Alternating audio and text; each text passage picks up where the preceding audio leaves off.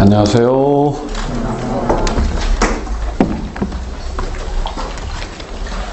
날씨가 추워졌네요.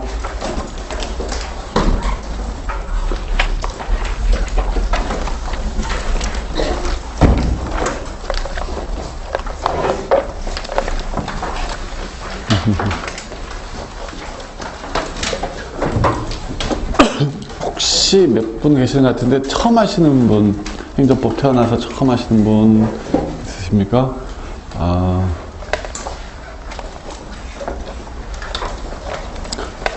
처음 하시는데 그 책, 빨간 책을 갖고 오시네.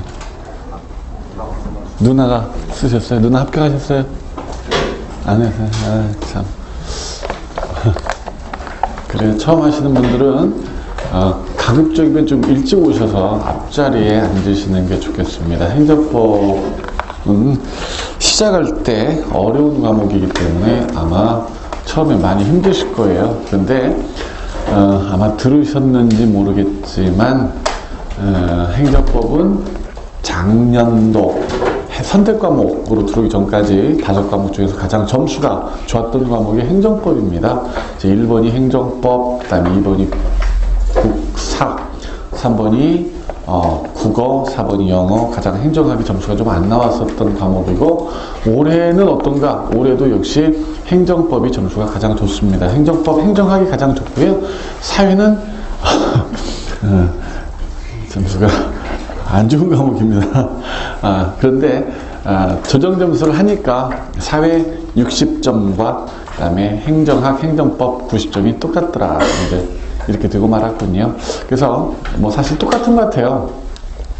뭐를 선택해서 어느 정도 점수가 나온다, 그 과목은. 그런데 조정 점수 해놓고 보면 다 똑같습니다. 원점수가 뭐 60점이라고 해서 슬퍼할 것도 없고, 뭐 90점 맞았다고 좋아할 것도 없을 것 같습니다. 비슷합니다.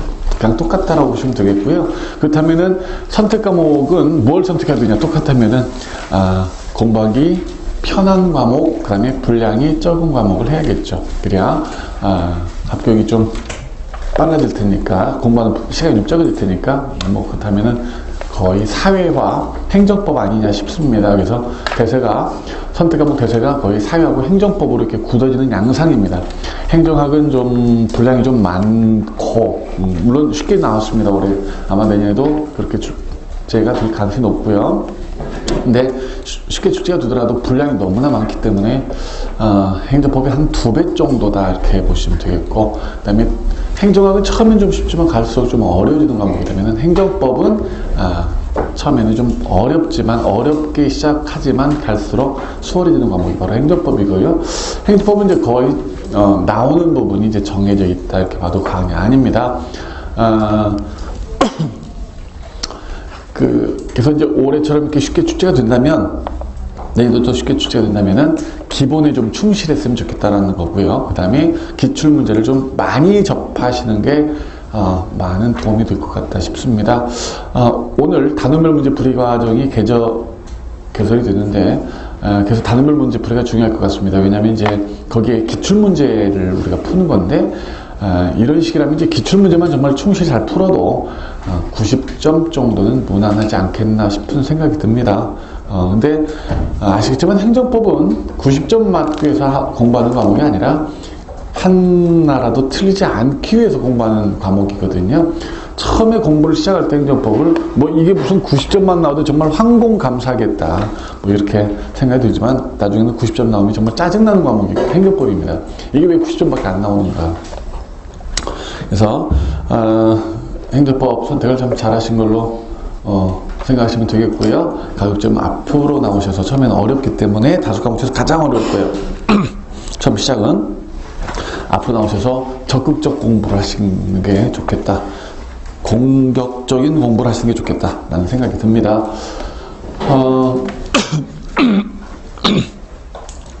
처음 하시는 분들은 쌤 이제 수업 스타일이 어떤가 뭐 싶을 텐데, 판서 중심으로 수업을 합니다. 행정법은 특히 책을 읽어가면서 뭐 밑줄 긋거나 별표 때리는 그런 과목은 아닙니다. 물론 그런 부분도 있긴 합니다. 그런 부분도 있긴 하지만 거의 그림을 좀 많이 그려대야 되기 때문에 판서 중심으로 수업을 하지 않을 수가 없습니다. 그래서 노트 하나, 연습장 하나 이렇게 준비하셔가지고 선생님 수업을 받아 적으시는 게 좋겠다라는 생각이 들고요. 커리는 그 지금 기본 이론, 그 다음에 오늘 이제 단원별 문제풀이 개강하고, 그 다음에 이제 모의고사 이렇게 세 가지 커리로 되어 있습니다.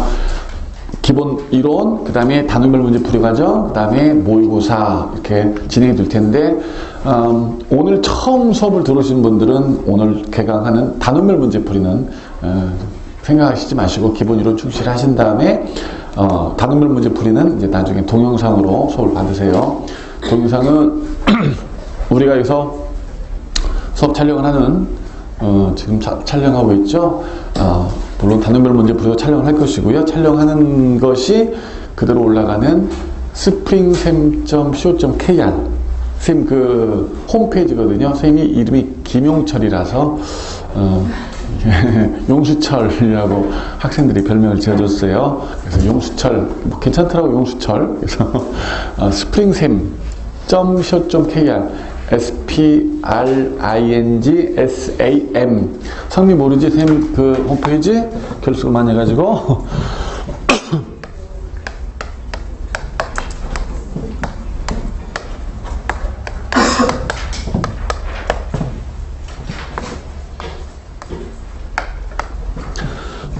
여기도 올라가고, 서울에서도 개강을 했는데, 서울에서 이번 주 개강을 했는데, 단원별 문제풀이. 그 이제 이그잼에 올라갑니다. 그 다음에, 라카데미인가요?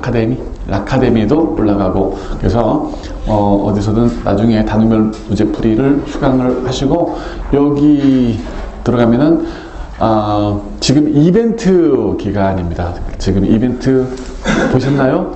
그래서 선생님 홈페이지가 오픈했거든요. 지난주에. 그래서 오픈 축하 메시지를 남겨두시면 교재 이벤트가 있습니다. 그래서 기출문제 350제 책하고, 그 다음에 모의고사 책하고, 그 다음에 정말 좋은 책, 진짜 그 책은 제가 좋다고 막 스스로 내 책이 좋다고 이야기하는 책인데, 핵심 총정리 책이 교재 이벤트가 지금 진행 중에 있으니까 여기 들어가셔서 회원가입 하신 다음에 선생님 홈페이지가 너무 예뻐요 뭐 이렇게 이렇게 하나 올려놓으시면 그게 아셨죠? 홈페이지가 너무 예뻐요 선생님 홈페이지 축하드려요 이렇게 하면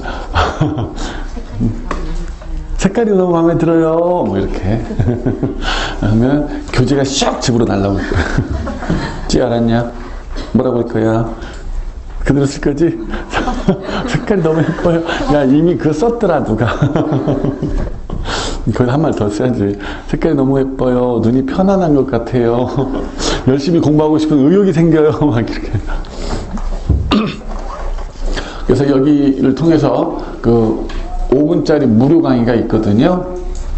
판례, 그 다음에 문제풀이, 기출문제 5분짜리입니다. 그래서 여러분들이 아마 핸드폰으로 그냥 받을 수 있도록 5분짜리 동영상, 무료 동영상이 좀 있고요. 계속 그건 촬영하려고 하는데 시간이 너무나 정말 안 되네. 하루 종일 이제 수업을 하다 보니까 월부터 토까지 시간이 좀 날 때마다 좀 촬영을 해야 되겠는데, 일요일까지도 이제 뭐 이번 주에 뭐 개강하는 게 하나 있어가지고 일요일 수업까지 하여간 시간 되면 좀 촬영해서 많이 올려놓겠습니다. 그래서 여기를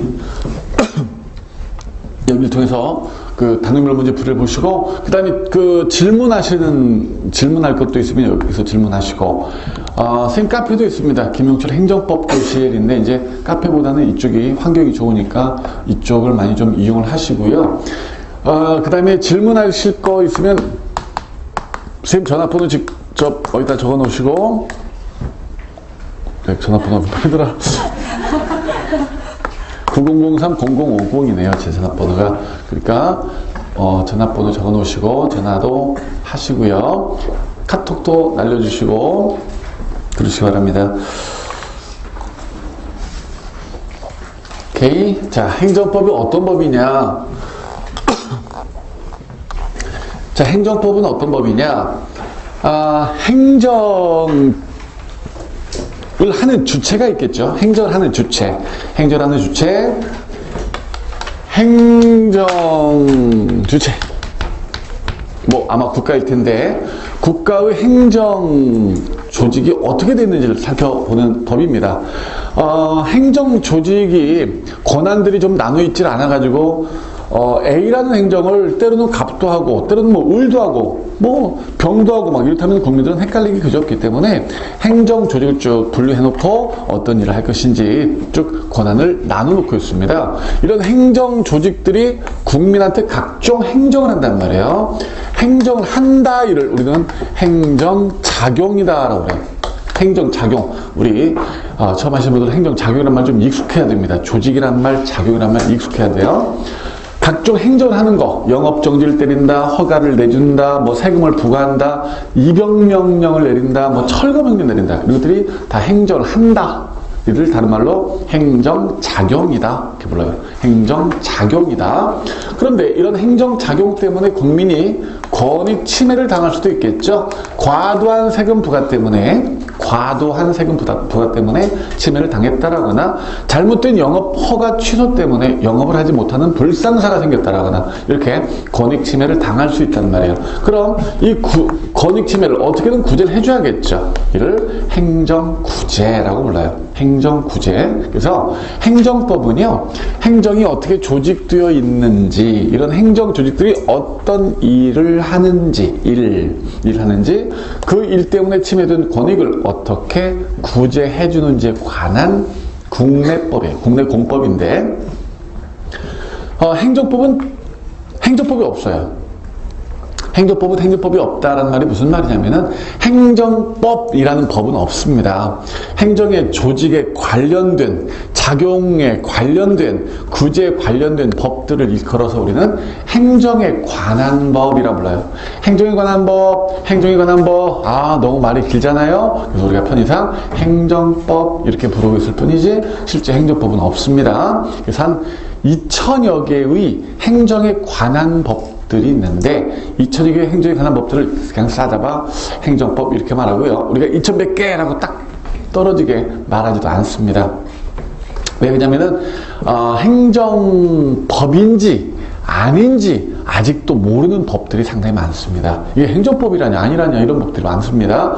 근데 이제 우리가 뒤에서 배울 국가배상법 같은 거 대표적인 법인데, 국가배상법을 우리 학자들은 계속 행정법이다라고 주장하고 있는데 대법원에서는 행정법이 아니다라고 여전히 말하고 있어요. 그래서 행정법이 아닌지 몰라요.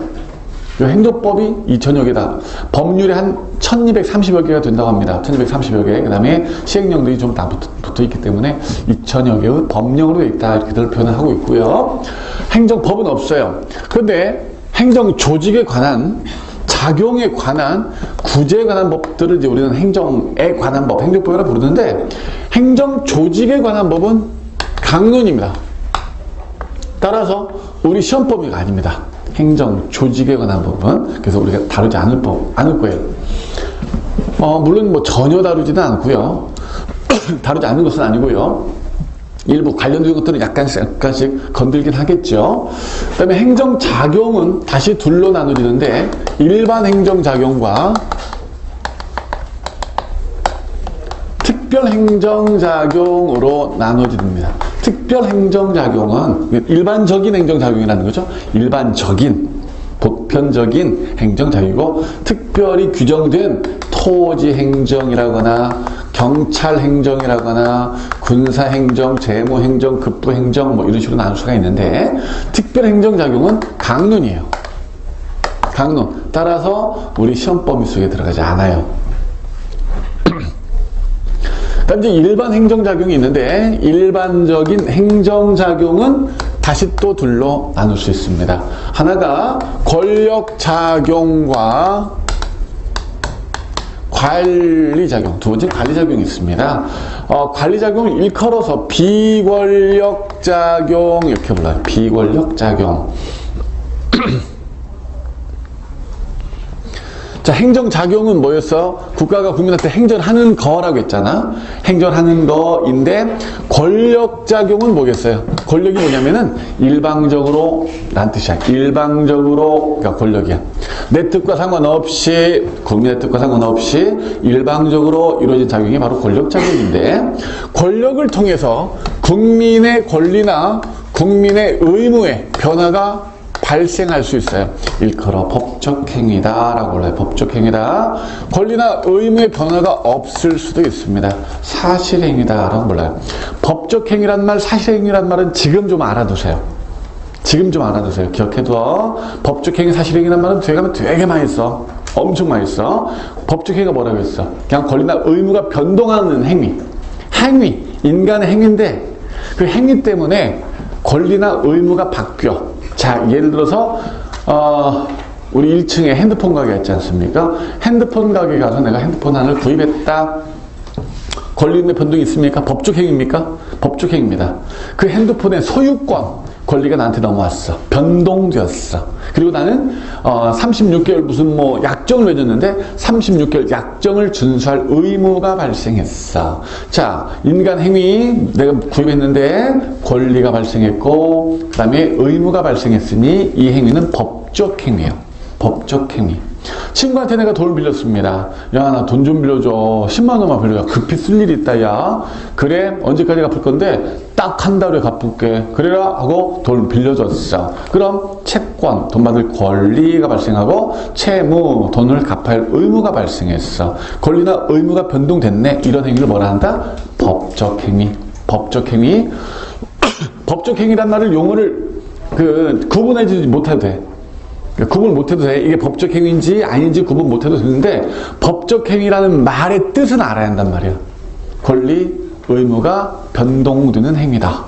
그럼 권력적 법적 행위로는 뭐겠어? 행정청의 일방적 행위로, 일방적이라고 했잖아. 권력은 일방적 행위로 국민의 권리나 국민의 의무가 바뀌는 거. 국민의 권리나 의무가 바뀌는 거. 이 바로 권력적 법적 행위입니다. 사실행위는 뭐냐? 권리, 의무의 변동이 없는 인간의 행위인데 사실행위, 권리나 의무의 변동이 없는 거. 내가 아침에 뭐 눈뜨고 일어났다. 자, 기상 일어났습니다. 분명히 인간의 행위인데 그렇다고 권리나 의무의 변동이 있는 건 아니라는 말이에요. 그죠? 사실행위다. 내가 밥 먹고 학원까지 걸어왔다. 뭐 학원까지 걸어오는데 무슨 권리 의무의 변동이 있습니까? 없죠? 이런 것들이 바로 사실행위입니다. 역시 이게 법적 행위인지 사실행위인지 우리가 명확하게 가려내기 힘들다. 그렇지만 용어 뜻은 알아라. 오케이? 법적 행위는 권리 의무의 변동이 있는 행위, 사실행위는 권리 의무의 변동이 없는 행위. 자, 권력적 사실행위, 행정청의 일방적. 자, 권력은 일방적 작용으로 국민의 권리 의무의 변동이 없는 거. 이 바로 권력적 사실행위입니다. 자, 비권력적 작용이 있어요. 관리작용인데, 비권력적 작용인데, 사실 이제 비권력적 작용은 하나가 더 있습니다. 국고작용이라는 게 있습니다. 국고작용이라는 것이 있는데 그건 우리 행정법 시간에 다루지 않고요. 국가의 행위이긴 하지만 민법에서 다룹니다. 민법. 비권력적 작용으로 국민의 권리, 의무의 변화가 발생할 수도 있고 국민의 권리, 의무의 변화가 발생하지 않을 수도 있습니다. 법적 행위, 사실행위, 법적 행위, 사실행위. 자, 그럼 권력적 법적 행위는 어떤 것이 있느냐? 행정청의 일방적 행위로 국민의 권리, 의무의 변동이 있는 건데 행정입법이라는 게 있어요. 행정작용 중에 하나인데 행정작용 중에 하나인데 행정부가 법을 만들어서 국민의 권리, 의무의 변동을 일으킵니다. 법이 만들어져. 어떤 사람이 권리가 발생할 수도 있고 이 법을 지켜야 될 또 국민의 어떤 의무가 발생할 수 있겠지. 행정입법이 있겠고요. 행정행위라는 게 있습니다. 행정행위라는 말은 정말 많이 나와요. 진짜 많이 쓸 거야 앞으로. 계속 행정행위라는 말 쓸 건데 4글자나 된다. 아, 길다. 그래서 앞으로 선생님은 도의A라고 2글자로 줄였을 겁니다. 독어입니다. 영어 아니고요. 우리 행정법은 독일법이기 때문에 독어를 씁니다. 베르발 등학트 해가지고요. 도의A, 행정행위가 행정법에서 가장 중요한 부분이에요. 행정이라는 것이 있고 사실행위에 이제 의무이행 확보수단이라는 게 있습니다. 의무이행 확보수단은 이 내부로 들어가게 되면 되게 넓은 단어인데 이 내부로 들어가게 되면은 법적 행위도 있어요. 법적 행위도 있습니다. 또 비권력적인 것도 있어요.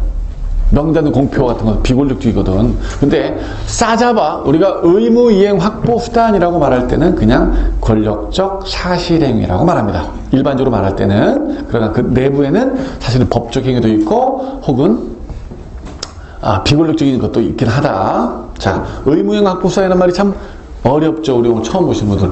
이게 다 어려운 말이죠. 지금 뭐 권력은 뭐고 비권력은 뭐고 법적인 사실이 자, 어렵네요. 의무를 이행시킨다는 거죠. 의무를 이행시킨다. 국가가 일방적으로 국민에게 명령하는 거예요. 야, 너 세금 내라. 너 집 뜯어라. 이렇게 일방적으로 명령했는데 국민이 그 의무를 이행하지 않으면 너 세금 안 내냐? 세금 내라고 안 했냐? 의무 이행하지 않을래? 그래서 의무를 이행시키는 거야. 그래서 강제 징수한다라거나 너 집 철거하라고 했지. 이거 못 쓰겠네? 야, 강제 철거해. 그래서 의무를 이행시키는 수단입니다. 그런 뜻이고요. 비권력적 법적 행위가 있습니다. 권력을 이용하지 않았습니다. 그런데 국민의 권리나 의무에 변화가 일어날 수 있어요. 공법상 계약이 있어요. 공법상 계약, 국가랑 국민 사이 계약을 맺는 거죠. 국가랑 국민 사이 계약을 맺기 때문에 국민이 동의하지 않으면 계약이 체결될 수가 없습니다. 따라서 권력적 자격은 아니죠. 근데 계약을 통해서 국민과 국가 사이에 권리, 의무의 변동이 발생하는 거죠. 그 다음에 공법상 합동행위라는 것이 있습니다. 공공조합을 만드는 것이죠. 합동행위, 조합 설립. 그 다음에 이제 사실행위로서 권력도 없고, 권력도 아니고, 그 다음에 국민의 권리, 의무의 변화도 없고, 뭐 행정지도 같은 거, 영농지도, 교통지도, 물가안정지도. 오늘 이제 드디어 수능을 보는데, 수능 끝나면 이제, 아유, 고3들 다 깡패가 될 것 같아요. 그렇죠? 이 녀석들 혹시 탈선할까봐 청소년 보호지도 이런 것들이 다 행정지도. 그 다음에 비공식적 행정, 공식성이 없어. 그래서 공식성이 없기 때문에 이로 인해서 어떤 권리, 의무가 공식적으로 발생할 수는 없어요. 변동될 수는 없습니다. 그 다음에 비공식적이기 때문에 뭐 권력적 자격이라 볼 수도 없습니다. 안 따라도 큰 문제가 되질 않거든요. 비공식적 행정이라는 게 있습니다. 자, 이게 이제 행정작용들인데 행정작용 중에서 이상한 놈이 하나가 있습니다. 어떤 놈이 있느냐? 행정계획이라는 놈이 하나 있는데요. 이 녀석은 참 성질이 이상해요. 자, 권력적 성질이냐? 권력적 성질. 근데 비권력적 성질이냐? 또 비권력적 성질. 인구조절계획 같은 것은 권력적 작용이 아니거든. 인구조절계획. 그럼 법적 행위냐? 법적 행위. 예를 들어서 도시계획 결정, 뭐 이런 것들. 사실행위냐? 또 사실행위. 인구조절계획.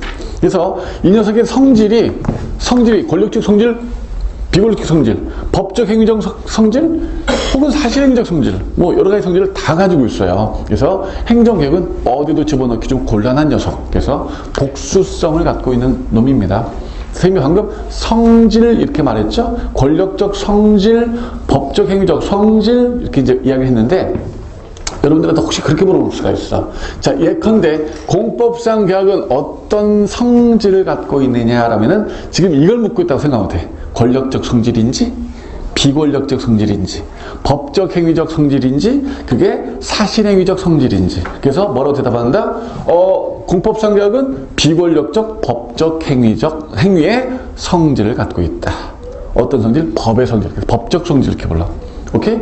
행정지도는 어떤 성질을 갖고 있다. 법적 성질이 뭐냐라고 하면 비권력적 사실행위의 성질을 갖고 있다.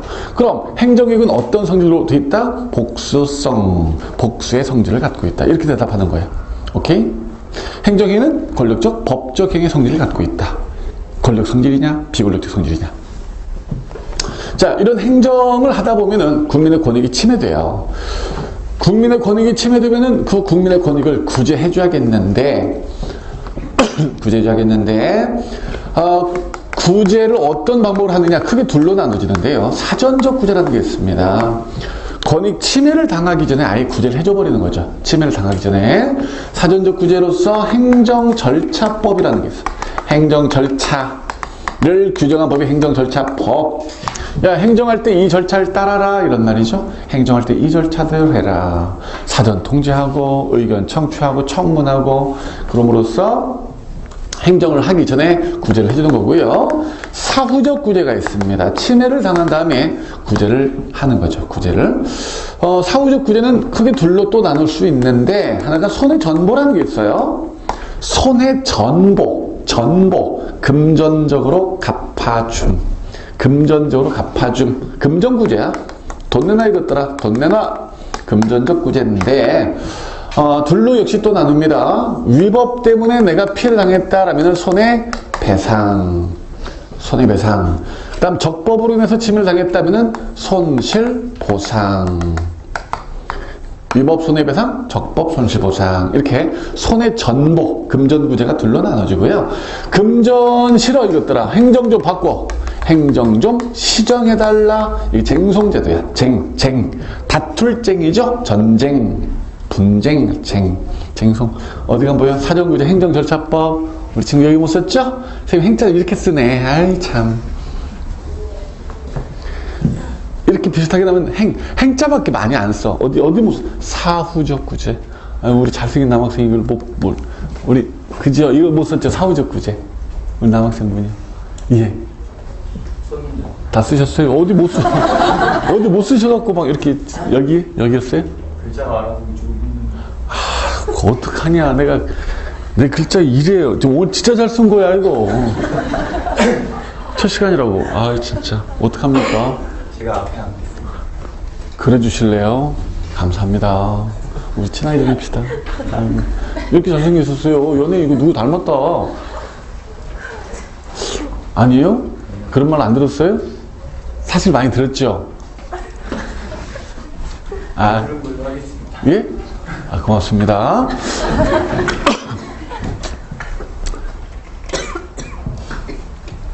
제가 성질이 급한가 봐요. 그래요? 아닌데, 나 성질 되게 안 급한데. 뭘 쓸 때는 왜 이렇게 막 성질이 막 급해갖고 막 그런지 몰라. 잘 쓰겠습니다. 행정쟁송은 시정을 요구하는 겁니다. 시정을 요구하는 겁니다. 행정 좀 바꿔줘. 나 돈 필요 없어. 행정 바꿔줘. 이런 거죠. 근데 어디로 갈 수 있냐면은 행정기관에 시정을 요구할 수 있습니다. 행정심판위원회라는 곳이 있어요. 자, 예를 들어 전주시장이 나한테 영업정지 내렸다. 아이고, 행정 바꿔. 나 돈 필요 없어. 행정 바꿔. 어디로 가냐면 전라북도 행정심판위원회라는 곳이 있어요. 전라북도 행정심판위원회라는 행정기관에 뭘 청구하냐면 행정심판이라는 걸 청구합니다. 시정 좀 해주세요 라고 청구할 수 있고요. 법원 가가지고 잃어버리는 거야. 전주시장이요, 나한테 영업정지 때렸습니다 라고 잃어버려. 이걸 행정소송 이렇게 부릅니다. 행정소송. 그래서 행정구제는 사전구제, 사후구제. 사후구제도 침해를 당하고 나서 돈 내놔 이것들아. 나 돈 필요 없으니까 시정인 줘. 물론 두 개 다 청구할 수 있어. 돈도 주고 행정 좀 바꿔 이럴 수도 있습니다. 이렇게 구제를 받도록 되어 있는데, 이만큼이 지금 우리 행정법의 그 구성이에요. 그런데 이러한 행정법을, 작용법과 구제법을 하기 위해서 알아야 할 내용들이 있단 말이야. 이제 행정법 통칙이라고 그래. 통칙. 이런 것을 하기 위해서 알아야 할 것들이 있습니다. 행정법 통칙이 있어요. 이제 이걸 알아야 이걸 하는 거야. 뭐 비례원칙, 평등원칙 이런 걸 알아야, 신뢰보호칙 이런 걸 알아야 이제 우리가 여기서 야, 이건 신뢰보호 때문에 안 돼. 뭐 이렇게 이제 이야기를 하는 거지. 그래서 행정법은 이렇게 이제 구성이 되어 있는데, 먼저 여러분들이 이게 법적 성질부터 좀 파악을 하실 필요가 있습니다. 올해처럼 문제가 이렇게 쉽게 출제가 된다면은 기본적인 부분에 좀 충실해야 한다. 그래서 전에는 막 세부적인 내용에 우리가 막 중점을 둬서 행정이 막 진짜 중요하다. 정말 중요한 막 행정이 쭉 파고들었는데, 그것도 중요하지만 전체적인 윤곽도 좀 봐야 된다. 행정법이 어떻게 구성되어 있는지. 예를 들어 올해 출제됐던 문제 중에 다음 중 작용법이 아닌 거 이렇게 물었단 말이야. 작용법이 아닌 거 이런 것들 하나 3개 집어넣고 그 다음에 무슨 뭐 행정절차 하나 집어넣는단 말이야. 행정절차는 작용법이 아니잖아. 구제법이지. 그러니까 구제법, 행정법은 세 가지로 됐다. 다시 할게.